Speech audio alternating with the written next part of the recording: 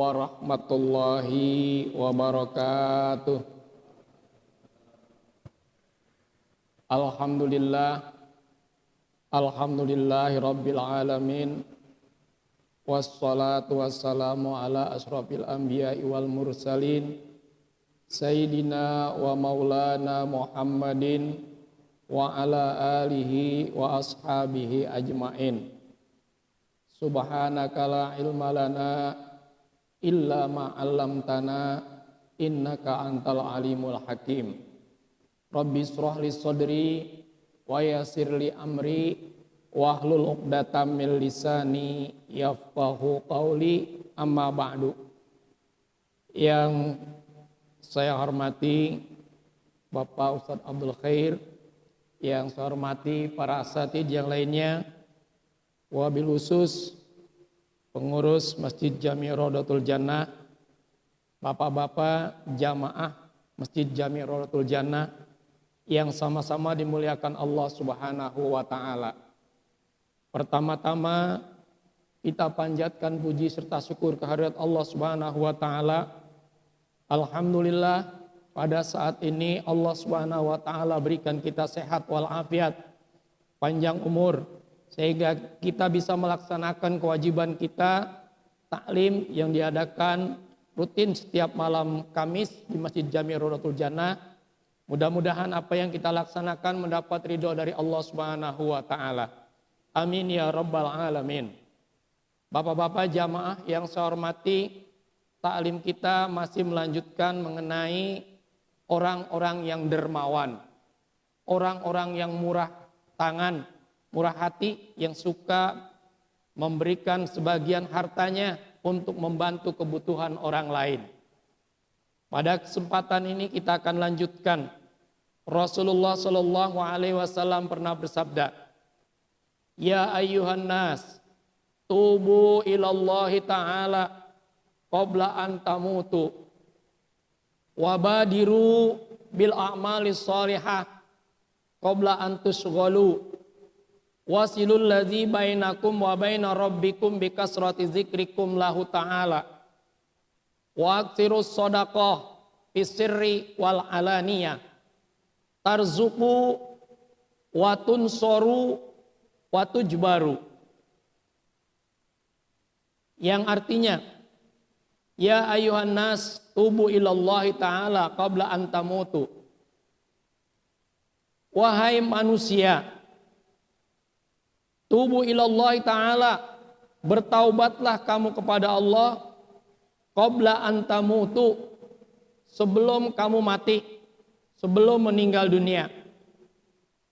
Wabadiru bil a'mali shalihah, segeralah beramal soleh qabla an tusghalu, sebelum kamu disibukkan.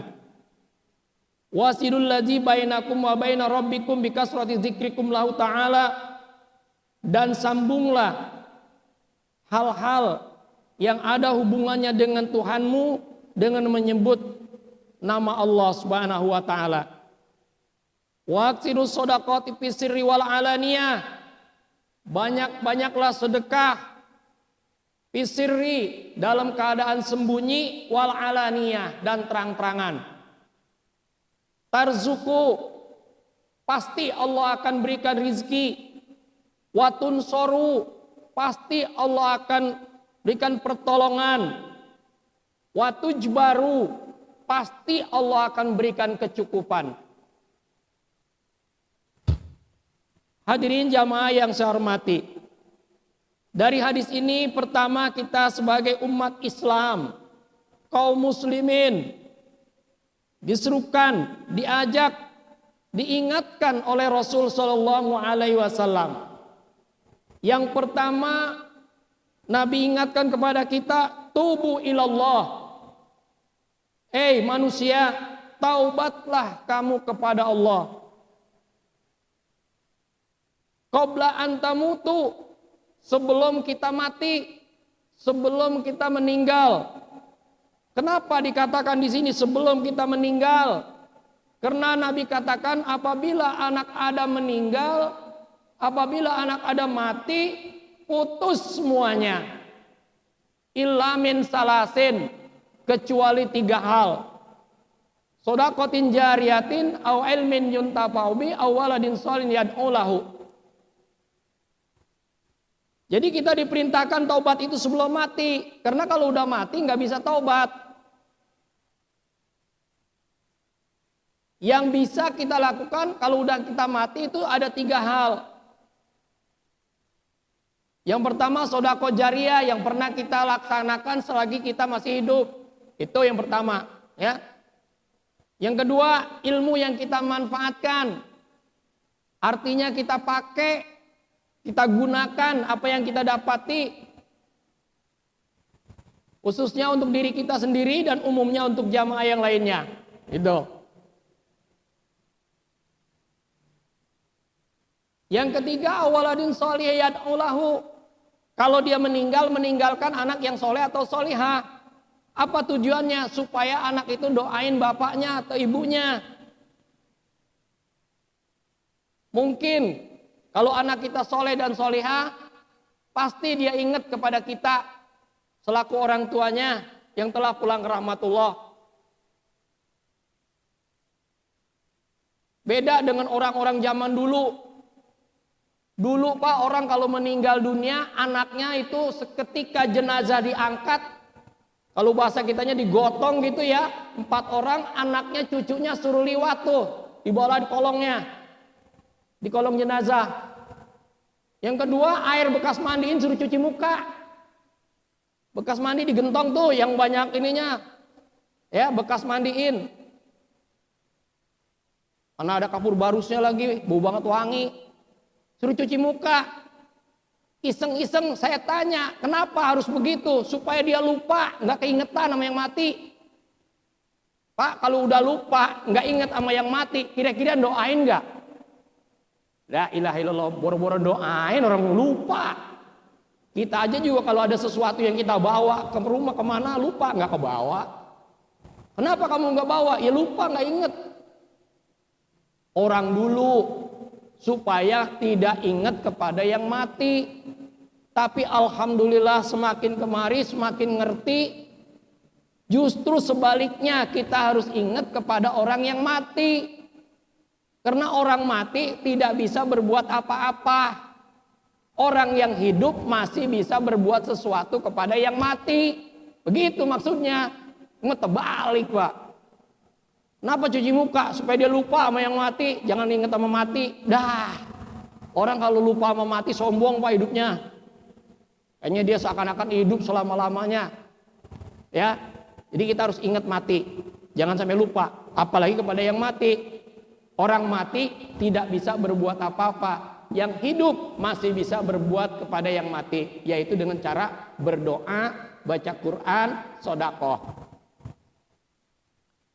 Yang selanjutnya wabadiru bil amali sholihah. Segeralah kamu beramal yang baik qabla antus golu, sebelum kamu disibukkan. Orang kalau udah sibuk nggak sempet sama amal. Selagi dia banyak duit dia lupa sama sedekah, dia lupa sama amal. Begitu kembali miskin lagi dia inget, gue pengen sedekah ini, tapi duitnya kagak. Kemarin lagi punya duit, lu kemana? Kan begitu. Ya itu namanya tusgolu. Itulah yang disebut sibuk. Jadi sibuk itu yang gak keingetan. Ya, mudah-mudahan bapak-bapak jamaah sekalian, amal tidak perlu banyak. Amal yang penting ikhlas. Sedikit kita beramal dengan niat ikhlas semata-mata karena Allah, insya Allah amal kita itu sendiri yang akan nolong kita. Pernah ada kisah bahwa Pak jamaah sekalian, zaman Rasul, ketika Nabi mengatakan bahwasanya kamu itu masuk surga bukan karena sholatmu. Kamu itu masuk surga bukan karena amalmu. Kamu itu masuk surga bukan karena kamu berbuat baik kepada orang tuamu. Tapi kamu pernah satu ketika nolong hewan, binatang, kucing yang kecil yang sudah mau mati, kamu selamatkan sampai dia hidup. Kalau kita hitung-hitung amal kita itu nggak seberapa, ternyata itulah kebaikan yang kita lakukan dan itulah yang bisa kita nikmati pahalanya. Makanya jangan kita anggap remeh sesuatu perbuatan yang baik walaupun itu cuman sedikit itu. Tapi sebaliknya lagi, kisah yang kedua, orang habis makan giginya kesilitan. Dia jalan, ada pagar. Dia potes pagar itu, dia buat nyolok gigi. Berapa duit sih harganya, cuma dipotes dikit buat nyolok gigi. Ternyata ketika dia mati itu keluar darah terus, dosanya karena dia boleh nyolong itunya. Jadi kejelekan juga sama. Jangan nganggap remeh kejelekan itu cuma segitu, cuma kecil. Ternyata itu membahayakan buat kita. Nah jadi intinya, jangan sekali-kali kita menganggap remeh dosa yang kecil. Dan juga jangan sekali-kali kita menganggap remeh amal kita yang sedikit. Justru yang sedikit itulah yang bisa nolong kita. Justru yang sedikit itulah yang bisa menjerumuskan kita atau mencelakakan kita. Yang ketiga, wasilul ladzi bainakum wa baina rabbikum bikasrati dzikrikum lahu ta'ala. Sambunglah hubungan dengan Tuhanmu atau hal-hal yang ada kaitannya dengan Allah dengan banyak menyebut Allah.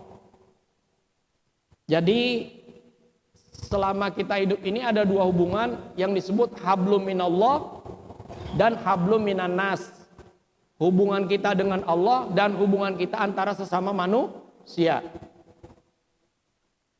Pertama yang harus kita perhatikan hubungan kita dulu dengan Allah. Sudah sejauh mana hubungan kita dengan Allah, ibadah kita dengan Allah, rasa takut kita kepada Allah dengan rasa takut kita kepada selain Allah. Itu bisa diukur dengan keimanan yang ada pada diri kita masing-masing. Takut kepada Allah, saya harus melaksanakan kewajiban dan perintah Allah. Takut kepada sesuatu, ya kita harus menghindar. Nah karena itu bapak-bapak jamaah yang saya hormati, setakut apapun kepada selain Allah, kita harus utamakan takut kepada Allah Subhanahu wa taala. Artinya ibadah dulu baru yang lainnya. Ibadah dulu baru yang lainnya. Ya. Kata Allah juga dalam Al-Qur'an, fa idza qudiyatis shalah fantasiru fil ardi wabtagu min fadlillah. Artinya wa idza qudiyatis shalah, kalau udah datang waktu sholat, kita sholat dulu. Selesai sholat, fantasiru fil ardi, silakan kamu bertebaran ke muka bumi. Ngapain? Mencari rizki yang Allah sudah janjikan kepada kita. Jadi sholat dulu, itu namanya hablum minallah. Yang selanjutnya,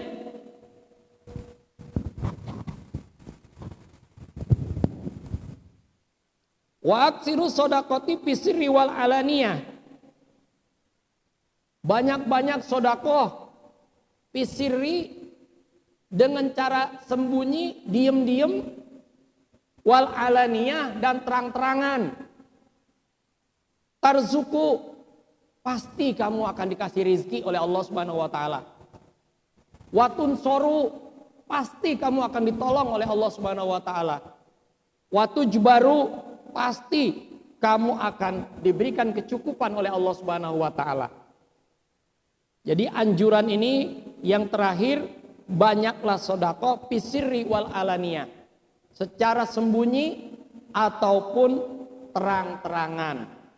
Intinya amal itu boleh sembunyi dan boleh terang-terangan. Hanya saja kalau ditanya, ini kan dua-duanya baik, dua-duanya boleh. Terang-terangan boleh, sembunyi juga boleh.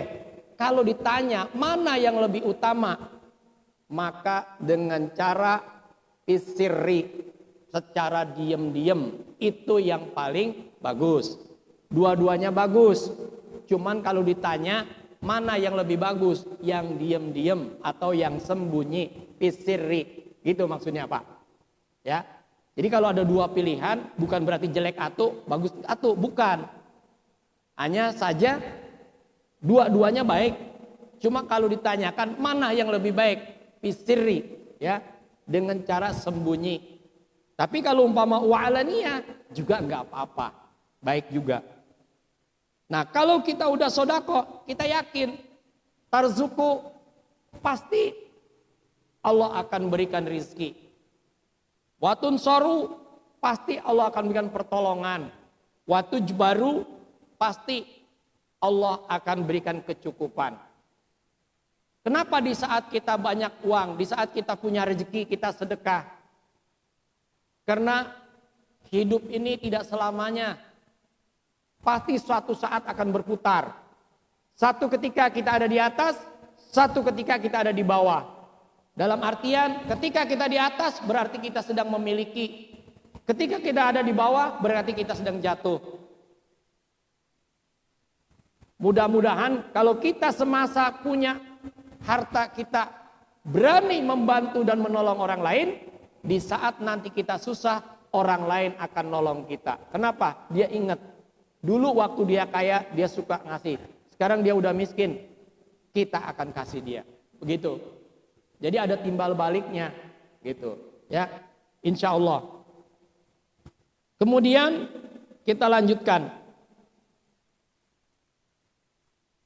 Kata Allah Subhanahu wa taala dalam Al-Qur'an, orang-orang yang beramal itu akan dibalas dengan satu kebaikan dibalas dengan 10. 10 kebaikan dibalas dengan 70. 70 kebaikan dibalas dengan 700.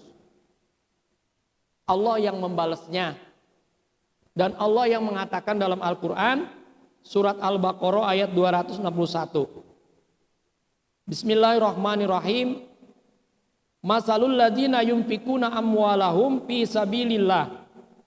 Kama salih habbatin anbatat sab'a sanabil fi kulli sumbulatin mi'atu habbah wallahu yudha'ifu liman yasha wallahu wasi'un alim. Yang artinya masalul ladzina yunfikuna amwalahum, perumpamaan orang-orang yang menginfakkan hartanya fi sabilillah, di jalan Allah. Kama salih habbatin anbatat sab'a sanabil, seperti satu biji gabah ambatat yang tumbuh sab'a sanabil menjadi 7 tangkai. Fi kulli sumbulatim mi'atu habbah, tiap-tiap satu tangkai itu ada 100 biji gabah. Wallahu yudha'ifu liman yasha, Allah akan melipat gandakan kepada siapa saja yang beramal yang Allah kehendaki. Wallahu wasi'un alim, Allah maha luas lagi maha mengetahui. Jamaah yang saya hormati, jadi Allah berfirman, diumpamakan orang-orang yang menginfakkan sebagian hartanya di jalan Allah, ya, kama salih habbatin, seperti satu biji gabah padi. Satu padi anbatat sab'a sanabil, kita tanam kemudian dia tumbuh menjadi 7 tangkai. Fi kulli sumbulatin mi'atu habbah, tiap-tiap tangkai ada 100 biji gabah. Ini perumpamaan orang yang beramal, ya. Jadi satu akan mendapatkan mi'atu habbah, 100. Ya, wallahu yudha'ifu liman yasha, Allah akan melipat gandakan kepada siapa aja yang dia kehendakinya. Wallahu wasi'un alim, Allah maha luas lagi mengetahui. Nah, intinya bapak-bapak jamaah sekalian, berapapun Allah akan membalas kebaikan kita, sebanyak apapun Allah akan membalas pahala kita, itu urusan Allah. Yang pokok Yang penting buat kita adalah niatnya. Niatnya, innamal a'malu bin niat. Amal itu tergantung niat kita masing-masing. Niatnya karena Allah, insya Allah Allah akan balas. Niatnya ingin dipuji sama orang lain, maka kata Allah, minta pahlamu kepada yang dulu waktu hidup di dunia kamu beramal karena dia. Minta silakan sama dia. Kamu bukan karena aku, tapi karena dia. Minta pahalanya sama dia. Begitu kita datang minta sama dia, ya apa yang akan saya berikan kepadamu? Saya pun dalam keadaan bingung, bagaimana ini selamat atau tidak? Itu.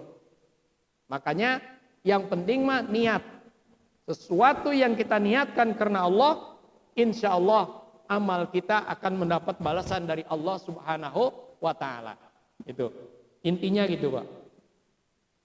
Kemudian yang selanjutnya, Rasulullah Shallallahu Alaihi Wasallam bersabda, "Man kana lahu malun, falyatasaddaq bimalihi, wa man kana lahu ilmun, falyatasaddaq biilmihi, wa man kana lahu quwwatun, falyatasaddaq biquwwatihi."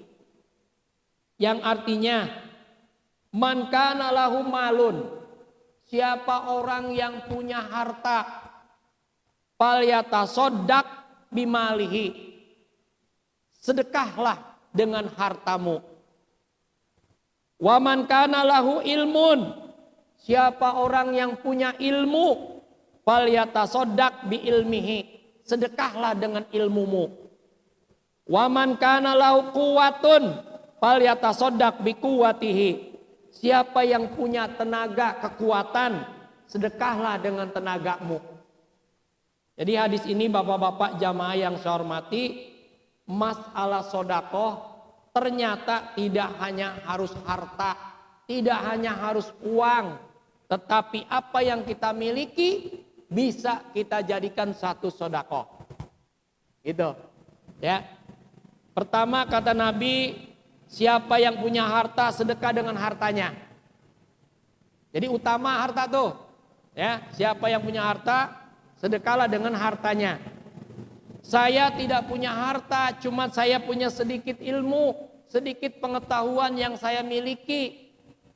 Falyatasaddaq biilmihi, sedekahlah dengan ilmu yang kamu miliki. Jadi kalau kita punya kebiasaan, ada orang minta, berikan. Sampaikan. Apapun ilmu yang kita miliki, kita berikan kepada orang lain, tidak bakal kurang. Ilmu yang ada pada diri kita justru akan bertambah. Gitu Pak. Bapak punya resep apa kira-kira ya Pak? Yang banyak orang butuhin, kira-kira resepnya apa Pak? Ilmu pelet. Kalau kita bacain sesuatu, perempuan itu bisa demen sama kita. Wah, nih gue kasih ilmu, nih amalan nih. Lu pengen kawin lagi, nih gue kasih ilmunya nih. Hafalin. Gue hafalin sama dia. Bener manjur, datang sama bapak. Bener nih, ilmu pelet lu yang lu kasih manjur banget sama gue nih. Ngapa? Si Anu sekarang demen banget sama gue.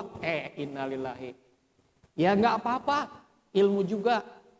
Ya, jadi yang kira-kira manfaat itu kita berikan.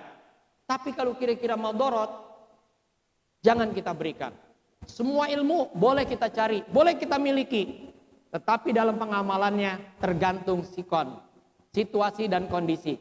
Ilmu copet kita bisa. Kenapa kita bisa ilmu copet? Karena kalau kita copet, ada copet kita udah paham. Wah ini biar dia ganteng juga copet, udah tahu ilmunya. Begitu kita dicopet kagak kena, rasain lo. Jadi ilmu apa aja, yang penting penggunaannya. Ilmunya boleh kita cari, tapi penggunaannya kita pilih-pilih. Itu maksudnya Pak. Ya. Nah kemudian, wa man kana lahu quwwatun falyatasaddaq biquwwatihi. Siapa orang yang punya kekuatan tenaga, falyatasaddaq biquwwatihi. Sedekahlah dengan tenagamu. Contoh korpe di masjid, Dia punya harta, ngasih duit, ngasih kue, makanan, dia beliin buat orang yang korpe. Saya nggak punya itu. Dia punya ilmu, dia datang, dia korpe, dia ajarin tuh ilmunya. Yang kagak paham, dia ajarin sampai paham. Dia nggak punya harta, nggak punya duit, nggak punya ilmu. Cuma dia punya tenaga, fisiknya kuat, sehat. Dia beramal dengan tenaganya, ngangkutin batu, ngangkutin kayu, dia tenaganya kuat, sedekah dengan tenaganya. Jadi nggak ada yang istilahnya tidak sia-sia. Semuanya termasuk sedekah. Yang penting niatnya ikhlas. Ikhlas. Bila mana kita korpe, bila mana kita kerja bakti, kita niatkan dengan ikhlas, insya Allah semuanya yang kita lakukan itu akan mendapat balasan dari Allah Subhanahu wa taala, asalkan itu kebaikan. Itu. Kemudian yang selanjutnya, Rasulullah sallallahu alaihi wasallam bersabda, "Lamma khalaqallahu ta'ala al-ardha taharrakat wa madat fa khalaqal jibalu fa wada'aha 'alaiha fastaqarrat fata'ajjabatil malaikatu min syiddatil jibal faqalu ya rabbi hal min khalqika syai'un asyaddu minal jibal qala na'am al hadid faqalu ya rabbi hal min khalqika syai'un asyaddu minal hadid qala na'am an-naru faqalu ya rabbi hal min khalqika syai'un asyaddu minan nar qala na'am al ma'u faqalu ya rabbi hal min khalqika syai'un asyaddu minal mal qala na'am ar-rihu faqalu ya rabbi hal min khalqika syai'un asyaddu minar rih qala na'am ibnu adam yatasaddaqu shadaqatan biyaminihi yukhfiha an shimalihi fahuwa asyaddu minhu. Ini perbandingan ya, makhluk Allah yang Allah ciptakan. Makhluk Allah itu banyak sekali ya. Di sini dijelaskan dalam hadis ini, pertama, lamma khalaqallahu ta'ala al-ardha taharrakat wa madat. Artinya setelah Allah menjadikan bumi, ini taharrakat wa madat. Mulai bumi ini goyang-goyang. Fakhalaqal jibal. Kemudian Allah ciptakan gunung. Fawadu'aha 'alaiha. Fastaqarrat. Allah tancapkan gunung itu di atas bumi. Ya. Dan keker dengan adanya gunung itu. Kelihatannya gunung itu kuat banget. Keker banget kalau kata kita mah. Fata'ajjabatil malaikatu min syiddatil jibal. Ta'ajub malaikat.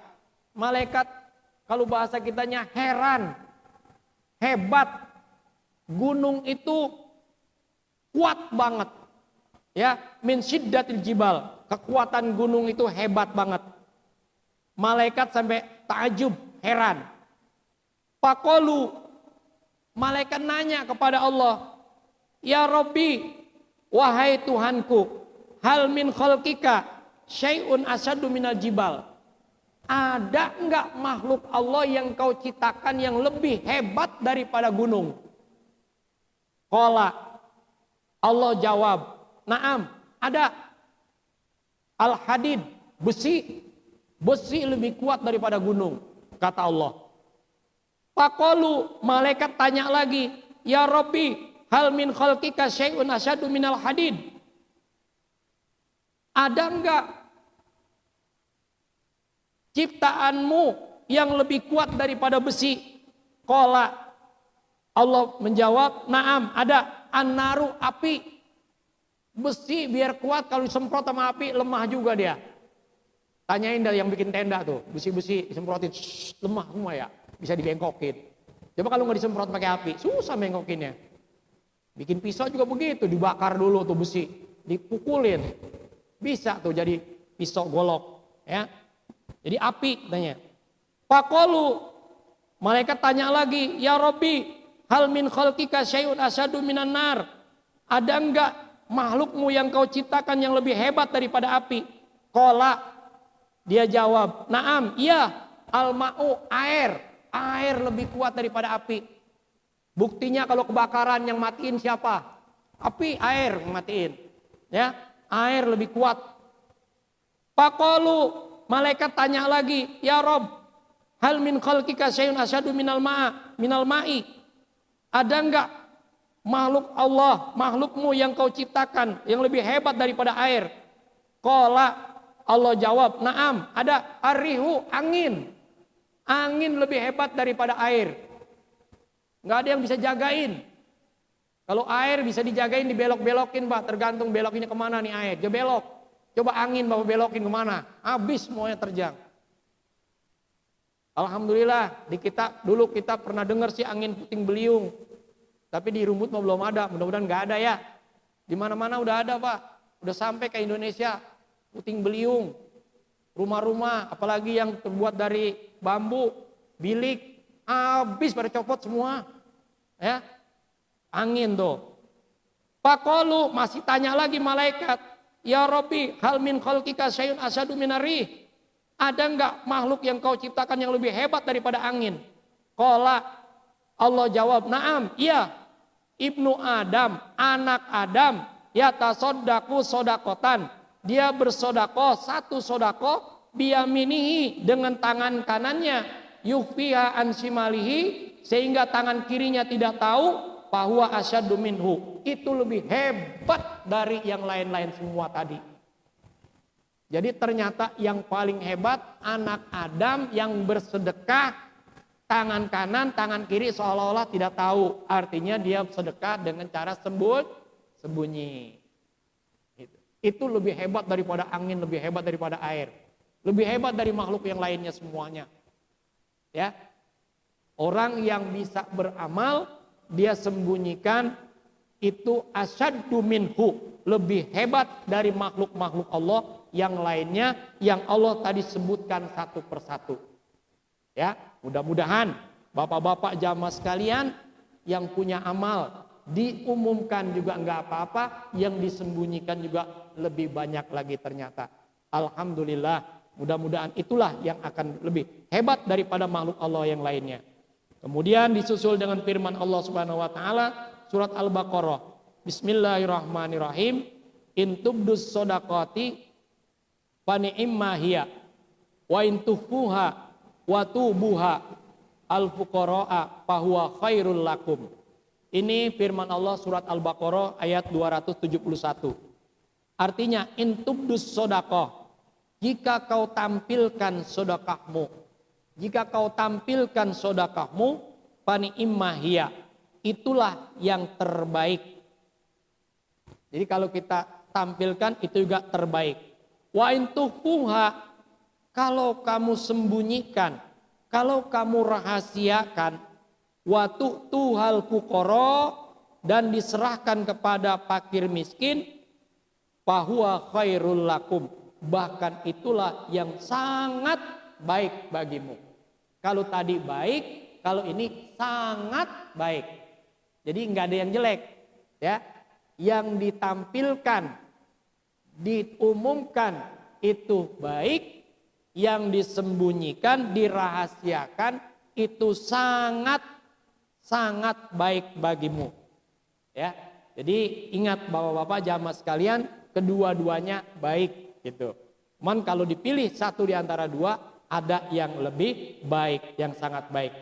Inilah yang menjadikan para ulama salaf, ya, orang-orang yang terdahulu, para kiai, para ulama, ya, merahasiakan amal sedekahnya, ya, daripada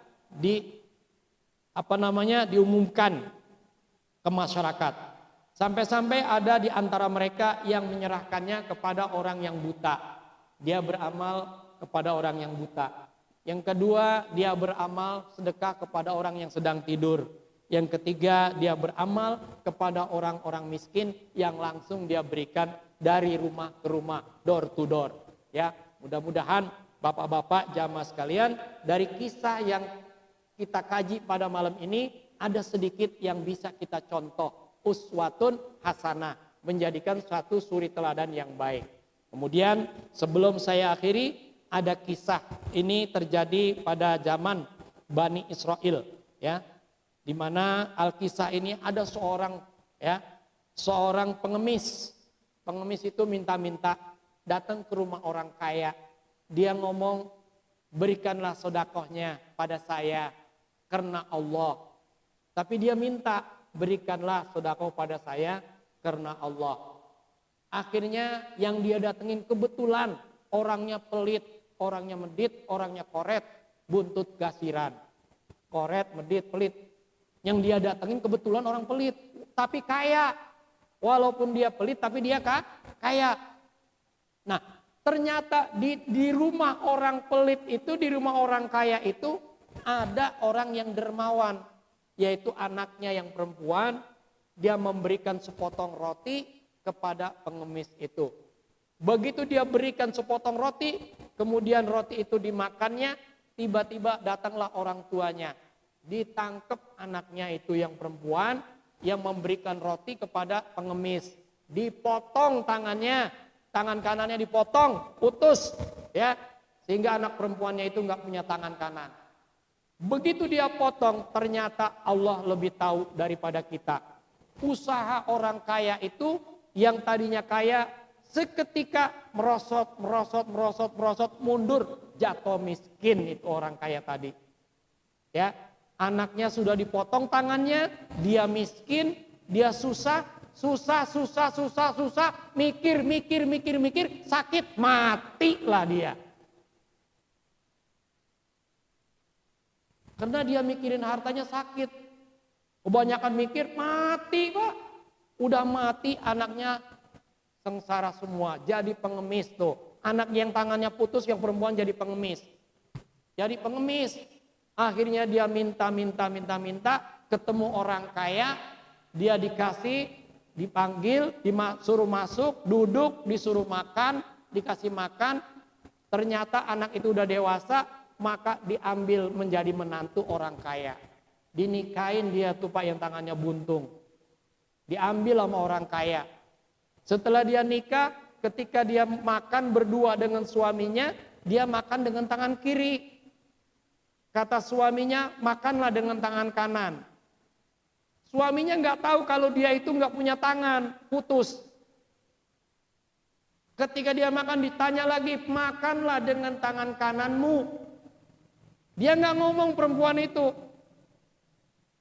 Dengan izin Allah, dengan kekuasaan Allah. Ketika dia disuruh makan dengan tangan kanan, begitu dia angkat ternyata tangannya nyambung kembali. Dengan pertolongan Allah.